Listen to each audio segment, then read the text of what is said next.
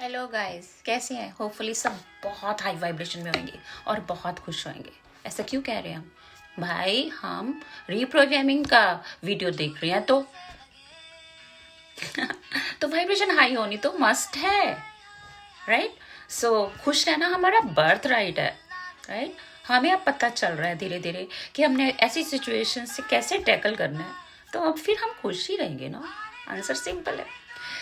So guys, हम नई query जैसे रोज आते हैं कि आज की क्वेरी है जो मैक्सिमम लोग ये क्वेश्चन पुट कर रहे हैं कि कोई भी हमें जब हर्ट करता है, बुरा कहता है, बुरा सोच बोलता है हमारे लिए, तो वो जख्म जो है ना हाथ में मतलब इतने गहरे हो जाते हैं कि कई बारी तो उनको भुलाने के लिए मतलब रिलेशनशिप में या कैसे भी वो जख्म जो है भुलाने के लिए कई साल लग जाते हैं।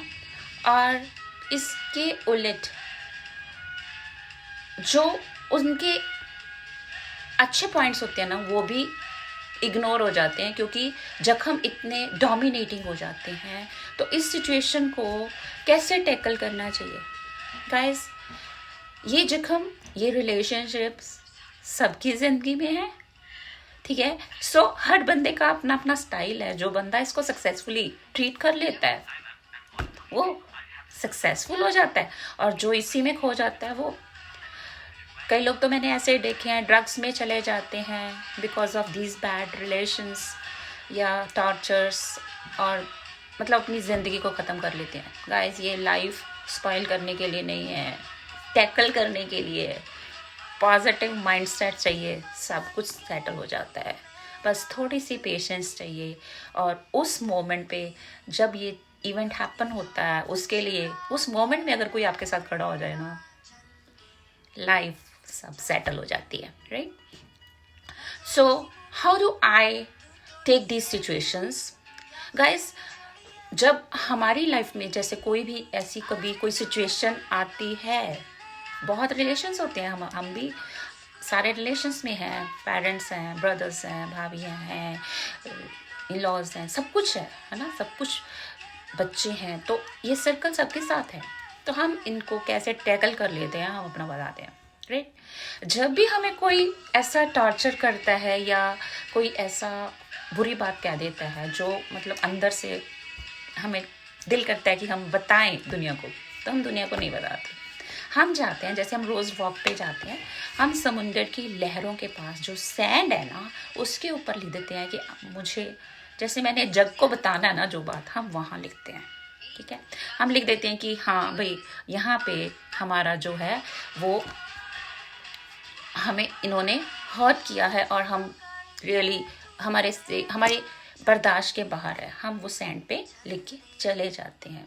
अब हम सैंड पे क्यों लिखते हैं इसका आंसर हम बाद में बताते हैं। और उसी इंसान ने जो हमारे लिए कभी कभी कभी पास्ट में बहुत अच्छा किया था, वो चीज़ हम ब्लैक इंक से, डार्क इंक से जो रिमूव नहीं हो सकती, सामने एक चट्टान है उसके ऊपर लिख देते हैं कि he did that for me. उसने एक मौके पे मेरे को इतना मॉरल सपोर्ट दिया था, राइट? ये हम उस स्टोन पे लिख देते हैं। ऐसा क्यों लिखते हैं? जो दुख है, जिसको भुलाना मुश्किल है, उसको हम सैंड पे लिख रहे हैं। जो चीज़ें हमें पता ही नहीं चल रही, शायद हमारे माइंड में नहीं आती, वो हम सैंड पे लिख देते हैं। दूसरे दिन हम जाते हैं वहाँ पे वॉक पे, ठीक है? जो सैंड पे लिखा होता है वो तो पानी की वेव से बह जाती है, सैंड सब मिट जाता है, राइट? और जब हम अपनी चट्टान की तरफ उधर देखते हैं तो वहाँ पे लिखा होता है।